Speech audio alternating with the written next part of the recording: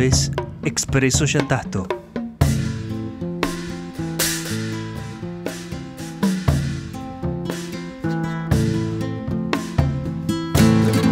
Un podcast de Acervo Yatasto. www.acervoyatasto.com.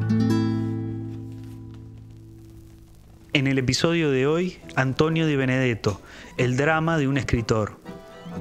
Fue uno de los grandes narradores latinoamericanos. Se destacan sus cuentos y sus maravillosas novelas de la trilogía de la espera, en especial la primera de ellas, Zama. Para Julio Cortázar, Di Benedetto pertenece a ese infrecuente tipo de escritor que no busca la reconstrucción ideológica del pasado, sino que está en ese pasado, y precisamente por eso nos acerca a vivencias y comportamientos que guardan toda su insensatez, en vez de llegarnos como una evocación. Por su parte, Jorge Luis Borges consideraba que Di Benedetto ha escrito páginas esenciales que me han emocionado y que siguen emocionándome. También fue elogiado recientemente por el premio Nobel sudafricano Coetzee.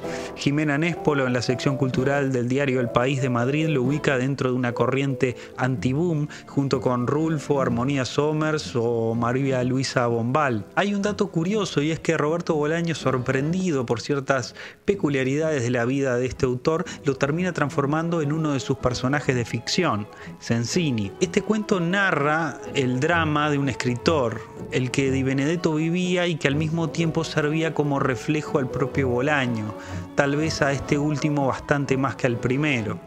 El drama radica en el momento de optar por el oficio de escritor y a todo aquello a lo que hay que renunciar y por todo lo que se debe atravesar en un camino que es bastante arduo. Fran Lebowitz considera que había solo un trabajo peor que el de escritor, y ese era el de trabajar en una mina de carbón. Ser escritor implica siempre lanzarse al vacío, y elegir ese camino tiene como consecuencias esos momentos como los que describe el narrador del cuento de Sensini, que es, como dijimos, el propio Bolaño. Encontrarse más pobre que una rata, lejos de su tierra que supo perder en varias ocasiones, sin trabajo estable, hundido en la más profunda soledad. Los ratos de ocio interminables, la indefinida fragilidad y la escritura como única actividad lo llevan desesperadamente a terminar en un concurso literario organizado por el Ayuntamiento de Alcoy, en la Comunidad Valenciana. El concurso tenía 3 categorías: cuento, poesía y ensayo. Por entonces Bolaño estaba dedicado casi completamente a la poesía. Había ideado el Manifiesto Infrarrealista en México, había creado un movimiento que ya estaba casi disuelto y los principales integrantes se habían desperdigado por distintas partes del mundo. A pesar de esto, o tal vez justamente por esto, decide no participar en la categoría poesía para no enviar lo que mejor sabía hacer a luchar con los leones o con las hienas, como dice en el cuento. Descartando también el ensayo por tener como requisito una temática específica que debía girar en torno al ayuntamiento, decide enviar un cuento. No tenía muchos, pero escoge el que consideraba mejor y lo envía al concurso. Consigue el 3er premio y con él una remuneración económica módica. Poco tiempo después le envían al libro, que incluía los 6 cuentos finalistas. En ese momento descubre, luego de maldecir al jurado por haber elegido como ganador un cuento que no lo merecía, que uno de los cuentistas era Sensini, o bien Antonio Di Benedetto. Ese eslabón perdido, perteneciente a una generación un poco posterior a Cortázar, Bioy Casares o Ernesto Sábato, pero anterior a la producción de escritores como Manuel Puig, Juan José Saer u Osvaldo Lamborghini, Di Benedetto despertaba admiración en Roberto Bolaño y su obra había adquirido un lugar de privilegio en la literatura argentina. Pero el Di Benedetto retratado en Sensini se encontraba en una etapa de su vida en la cual el único sustento económico eran los concursos literarios. Bolaño consigue ponerse en contacto epistolar con él y se van intercambiando las bases de los distintos concursos que iban encontrando en las publicaciones periódicas o en revistas literarias. En un momento Bolaño le comenta que no tiene tantos cuentos como para poder participar de todos esos concursos, a lo que Di Benedetto o Sensini le responde que como estrategia él solía mandar el mismo cuento a la mayoría mayor cantidad de concursos posibles, teniendo siempre la precaución de cambiarles el título y tratando de encontrar una serie de concursos que tuvieran lugar por las mismas fechas, cosa de que no pudieran descubrir el engaño. No era poco común, eso sí, que algún miembro del jurado estuviera en más de un concurso a la vez, por lo que suponía un riesgo que había que correr. Hizo la prueba con uno de sus cuentos y lo envió a 3 concursos distintos. Ganó uno de ellos, quedó en segundo lugar en otro y con eso pudo pagar el alquiler de su departamento en Madrid. Entre los premios por sus cuentos y algunos trabajos menores para editoriales, corrigiendo traducciones, Di Benedetto lograba sobrevivir. El narrador de Sensini ve con mucha tristeza que un escritor tan talentoso tenga que vivir de esa manera, pero Sensini no deja de ser un cuento de ficción. La pregunta está en diferenciar en qué lugar existe Sensini y en qué parte vive Di Benedetto, quién es real y quién es ficción, o si tal vez es tan solo el espejo donde el yo que narra, probablemente el propio Bolaño, como hemos dicho, que en ese momento tenía 28 años, se miraba y veía en él su futuro como escritor, con un pie en la ficción y otro en la realidad, lados que se mezclan y probablemente uno termine ganándole al otro. Ese es el gran drama del escritor. En una publicación de marzo de 1987, Santiago Montovio de Balzano publica un artículo en la revista El Ciervo. Murió Antonio Di Benedetto. Pocos periódicos, pocas revistas se han hecho eco de este maestro absolutamente original, artífice de un arte narrativo que nada tiene que envidiar al de los más destacados prosistas hispanoamericanos. Sobre el autor del Hacedor de Silencio, ha caído el silencio. D.W. Foster, unos pocos años antes que Montovio, escribe que Di Benedetto formaba parte de un grupo de escritores argentinos y debido al importante poder literario que existía en aquel país, no parece recibir nunca el reconocimiento tanto nacional como internacional que se merece. Resulta inevitablemente molesto, continúa Montovio, que sobre Di Benedetto haya venido, al igual que en los últimos metros del film francés que uno de los protagonistas nos describe, en silencio la palabra fin. La película termina sin sonido, sobre una imagen panorámica que abarca el manso Sena y las viviendas que guardan el reposo. Viene el silencio, la palabra fin. Para Di Benedetto, ciertamente la palabra boom se limitó a indicar el boom de las constructoras o quizás también el de las dictaduras. Por eso es que, pese a estar viviendo en Madrid, cuando publicó Caballo en el Salitral, fuera necesario que este fuera precedido de los comentarios elogiosos de 3 grandes firmas para recibir el reconocimiento.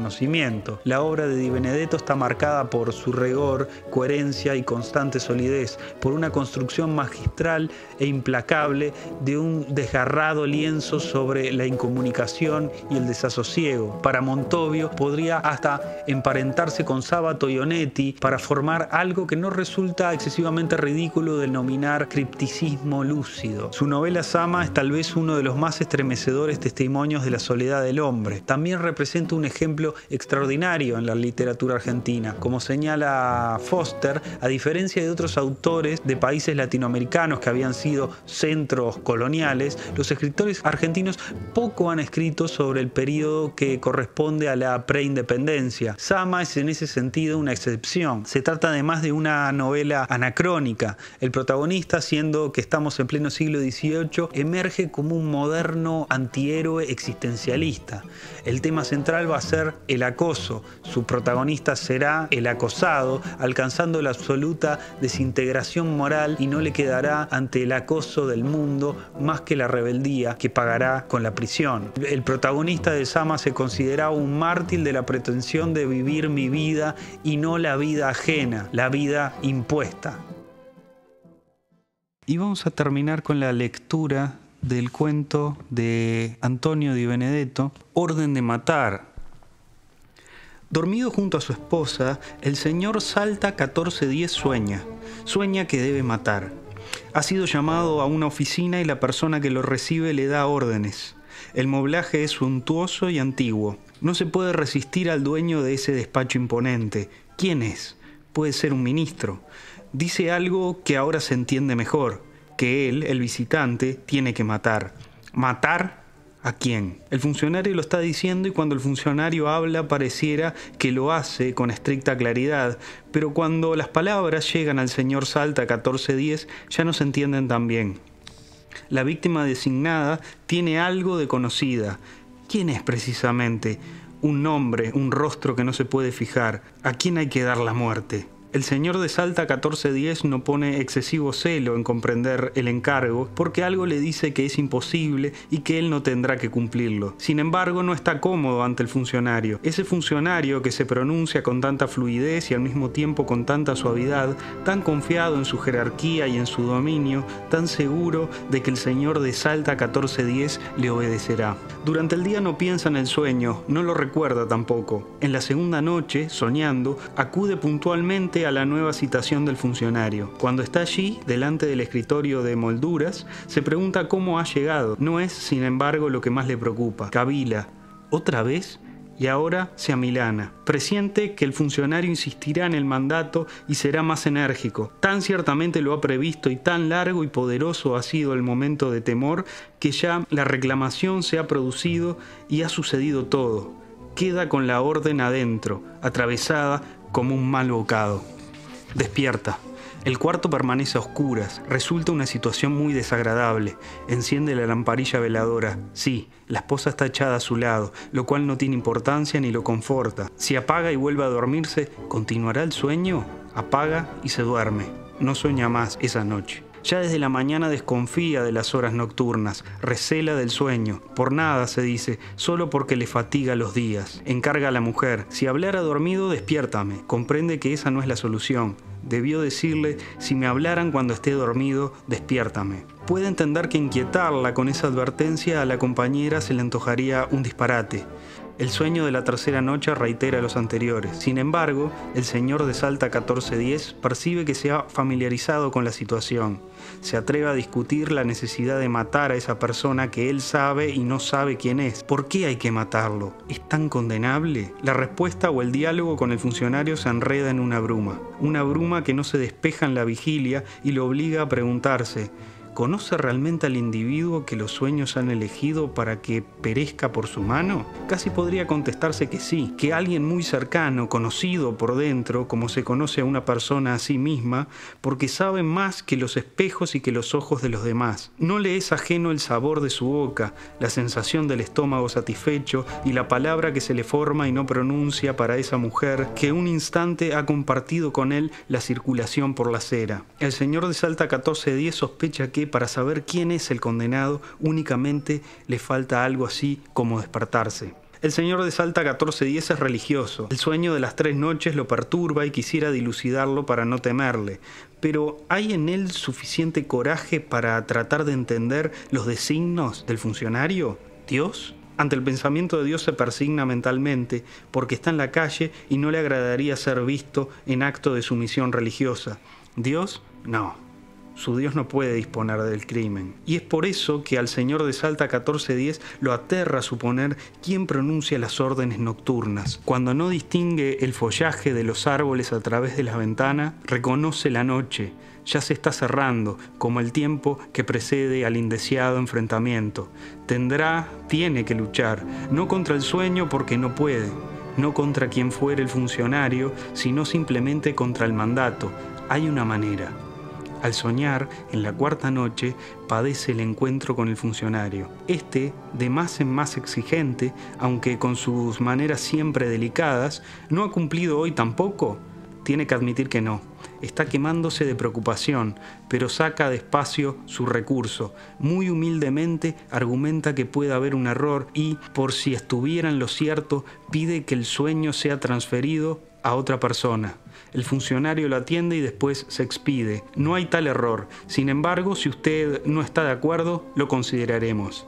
Al despertar, el señor de Salta 1410 nota cómo las huellas de que ha dormido las últimas horas con una sonrisa cortesana y esperanzada lo siente en los músculos que rodean los labios.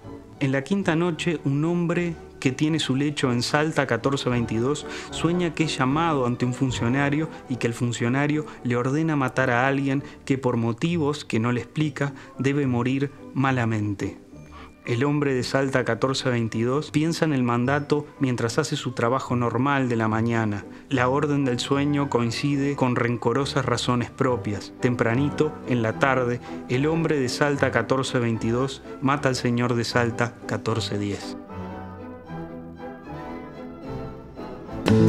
Esto fue Expreso Yatasto. Todas las referencias bibliográficas pueden encontrarlas en la descripción del episodio.